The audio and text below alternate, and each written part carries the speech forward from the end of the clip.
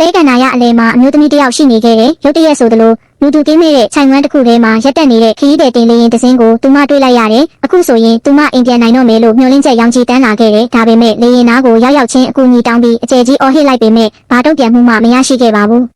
ဒီလောက်ကြီးမားတဲ့လေရင်ကြီးကိုကြည့်ပြီးအမျိုးသမီးဟာစိုးရိမ်ထိတ်လန့်သွားတယ်ဒီလေရင်ဟာတာမန်လေရင်နဲ့မတူဘူးဒါပေမဲ့သူမဟာကြောက်စိတ်ကိုထိန်းချုပ်ပြီးရှေ့ကိုဆက်လျှောက်သွားခဲ့တယ်သူမဟာလှေကားပေါ်ကိုအမြန်တက်ပြီးလေရင်ထဲကိုဖြည်းဖြည်းချင်းဝင်သွားခဲ့တယ်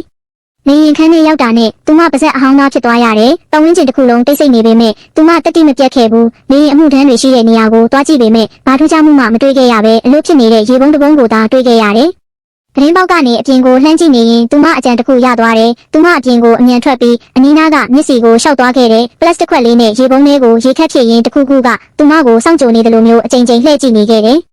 ထူးဆန်းတာကသူမကိုယ်တိုင်အရန်နှမှုနေပေမဲ့ရေမတောက်ပဲလေးလံတဲ့ရေပုံးကိုတဲပြီးခီးဆက်ခဲ့တယ်။သူမသွားခြင်းတဲ့နေရာကိုရောက်တဲ့အခါမှာတော့ရင်ကွဲမတက်မြင်ကွင်းတစ်ခုကိုတွေ့လိုက်ရတယ်။အရင်ကရေရေမောမောဆော့ကစားတတ်တဲ့ကလေးငယ်လေးဟာအခုတော့မျက်လုံးလေးတွေမှိတ်ပြီးလဲလျောင်းနေရှာတယ်။မျိုးသမီးဟာသူမမျက်လုံးကိုသူမမယုံနိုင်အောင်ဖြစ်သွားတယ်။သူမပြတင်းပေါက်ပေါ်တက်ပြီးအော်ခေါ်ပေမဲ့ကလေးကမလှုပ်ရှားဘူးအခက်ခဲကြုံနေရတဲ့အချိန်မှာအမျိုးသမီးဟာကားလေးကအပူချိန်ရောကျသွားအောင်ရေပုံးကိုကားခေါင်မိုးပေါ်တင်ပြီးမှန်တွေပေါ်ကိုရေတွေအကုန်လုံးချလိုက်တယ်။သူမရဲ့စူးစမ်းမှုကအရာထင်လာခဲ့ပါတယ်ကလေးရဲ့လက်တန်းလေးလှုပ်သွားတာကိုမြင်လိုက်ရတော့အမျိုးသမီးရဲ့မျက်ဝန်းမှာဝမ်းသာမျက်ရည်တွေစီးကျလာတယ်။သူမဟာကလေးကိုကယ်တင်ဖို့အတွက်စွန့်စားမှုကြီးတစ်ခုကိုလှုပ်ဆောင်ခဲ့တာပါ။သူမဟာထင်းချောက်တွေကိုစုဆောင်းပြီးကားရှိမှာပုံလိုက်ကမီးရှို့လိုက်တယ်ပြီးတော့ကားတကားချက်အလိုလျောက်ပွင့်သွားစေဖို့အတွက်မိခိုးတွေကိုကားရဲ့လေးပေးဆက်သေးကိုဝင်အောင်လှုပ်ဆောင်ခဲ့တယ်။ဒါပေမဲ့စမကားကသူမထင်တယ်လို့ဖြစ်မလာပဲတတိပေးချက်တက်လာပြီးရက်တောင်ကိုပိတ်ပစ်လိုက်တယ်။အမျိုးသမီးဟာသူမရဲ့အမားကိုနားလည်သွားတယ်။သူမကြံရှိတဲ့ရေတွေနဲ့မီးကိုနှင်းတက်လိုက်ပေမဲ့အဲ့ဒီအချိန်မှာကားထဲကအပူချိန်ဟာ45ဒီဂရီစင်တီဂရိတ်အထိရောက်ရှိသွားပြီးကလေးကတော့တတိလစ်သွားပါပြီ။ဒါကိုအမျိုးသမီးကကြည့်မနေနိုင်တော့ဘူး။သူမဟာကွာကြီးစားကြီးကိုယူပြီးကြီးကားကားကိုအားနဲ့ဆက်ထုတ်ပါတော့တယ်။တကားလက်ကင်ကိုချိုးဖြတ်ဖို့စူးစမ်းတယ်။မအောင်မြင်တဲ့အခါမှာတော့ကားခေါင်မိုးပေါ်တက်ပြီးနှံကိုကွာနဲ့အဆက်မပြတ်ထုတယ်။ဒါပေမဲ့ကားကအရန်ခိုင်ခန့်လွန်းတော့ဘာမှမဖြစ်ခဲ့ဘူး။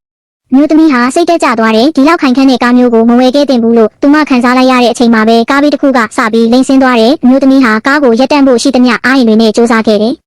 အဲ့ဒီအချိန်မှာပဲကြောက်ခဲလေးတစ်လုံးကဘေးထဲမှာညှက်သွားပြီးကားဟာ6ကမ်းပါအစွန်းမှာရက်သွားခဲ့တယ်ဒါပေမဲ့ကလေးရဲ့အခြေအနေကပိုဆိုးလာခဲ့ပြီးအမျိုးသမီးရဲ့စိတ်ထဲမှာထူးဆန်းတဲ့အကြံတစ်ခုရလာတယ်သူမဟာကြောက်ခဲကိုကွာနဲ့ရိုက်ခွဲလိုက်ပြီးကားကို6ထဲကိုသူမကိုယ်တိုင်တွန်းချလိုက်တယ်